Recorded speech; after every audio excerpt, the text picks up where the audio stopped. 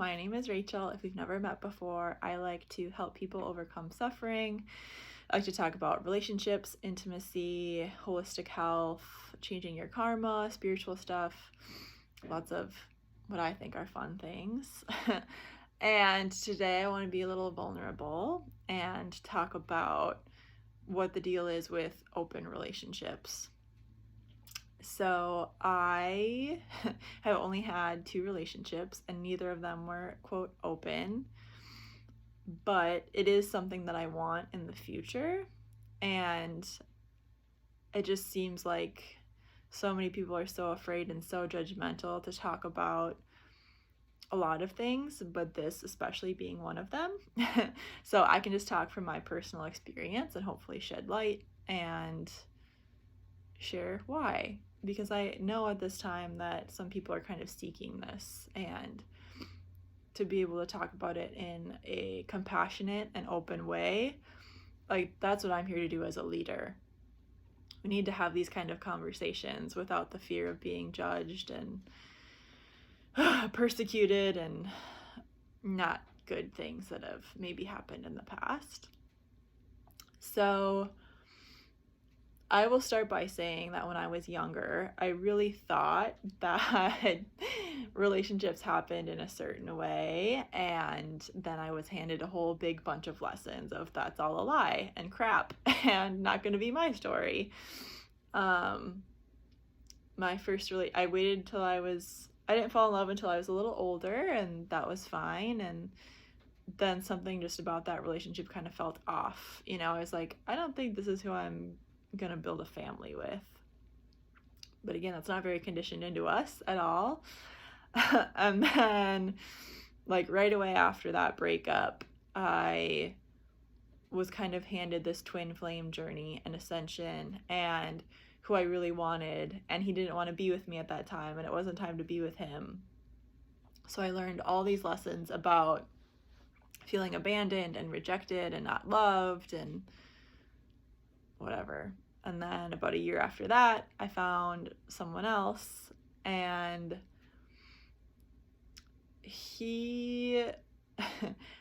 I kind of thought, because of his past and choices that he's made, that he would be kind of more open to, I don't know, more feelings, I guess. But he's actually also a Scorpio moon, so that's kind of the opposite of that. But through all that and what I've seen, and being very Aquarian and open-minded and compassionate and non-judgmental and big hippie at heart, what I see in more open relationships or polyamorous relationships is that first off, from a biological perspective, humans are not monogamous. We have, I think, put that condition onto us, through church and religion, that says this is how it's going to be. There are some religions, right, that have multiple spouses or whatever. But when you look at nature, there are some animals that truly are monogamous and only have one mate for life. But looking at humans, that's not the case.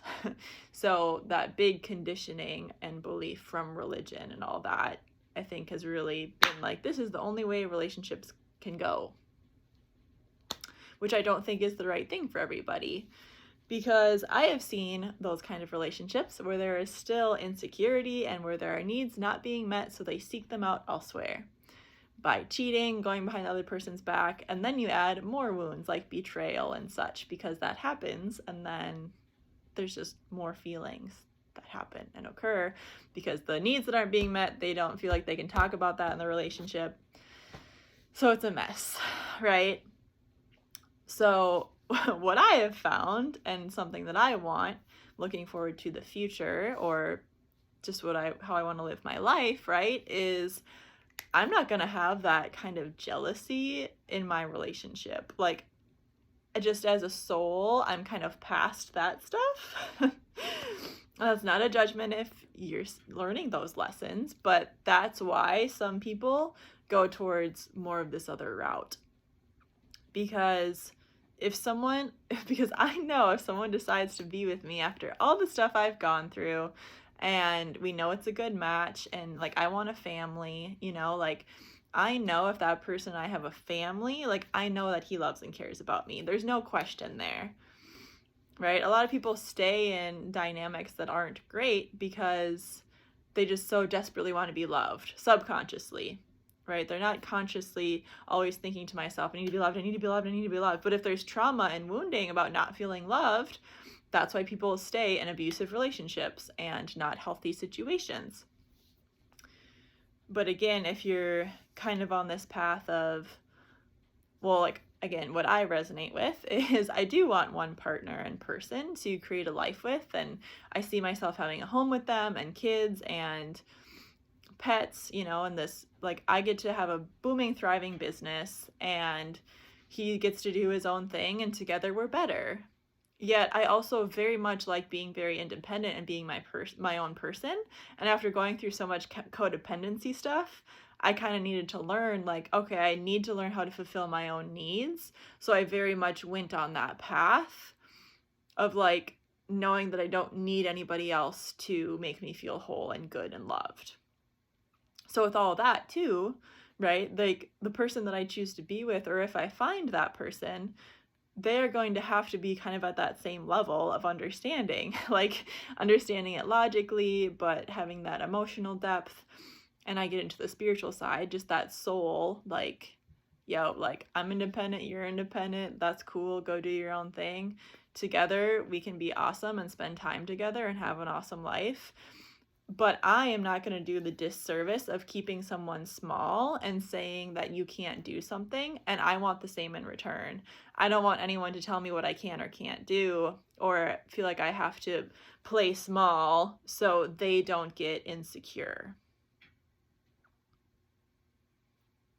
Right? I think a lot of people play this out where they don't feel like they can be 100% authentically themselves. And again, in the long run, that causes more pain and more wounds that come up.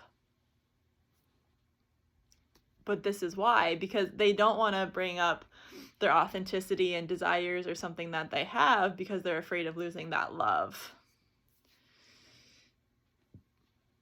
I would also say any kind of person that tries to control another person and their actions, it never works out because emotions are not something that can be logically controlled. Emotions are feelings, and they're from a deeper part of our brain, an older part of our brain. That's information for how to make sense of the world around us. So if I was with somebody, dating them, and he sees someone who he thinks is attractive, why would, if I say that's wrong, like he's just living his biological mind. His feelings are his feelings. But what happens is someone says you can't have those feelings because they feel insecure and they're jealous and not comfortable within themselves. But I'm kind of been someone that's like, I think they're attractive too. You know, like if you can think that, I can think it too. But my point being, emotions are not controllable. So again, if we go back to an example of a couple that's already been together and needs aren't being met, right? They emotionally feel like they're being stifled. They're not getting the physical affection that they want. There's rifts between them. That's why they seek it out. And that's why that emotion and feeling is like, oh, I feel trapped and scared. Like, I hate this. I need to go find this comfort or this thing that I need in another place. I have a lot of compassion for spouses that don't feel like their needs are being met and want to, quote, cheat, but really they're just looking to go get those needs met elsewhere, because the cheater, quote, cheater, gets all the flack.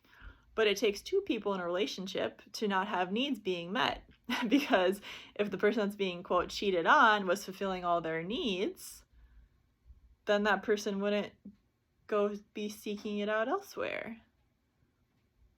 But nobody likes to talk about that. Everybody likes to play the blame game, and they're the not the victim. They're the, what's the opposite of victim?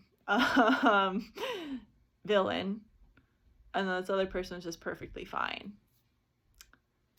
You can see why that's easier, right, in our heads to say, well, they suck and that person's better.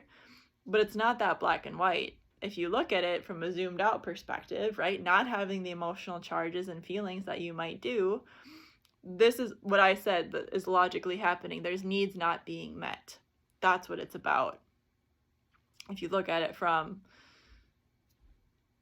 the logical perspective, needs aren't being met.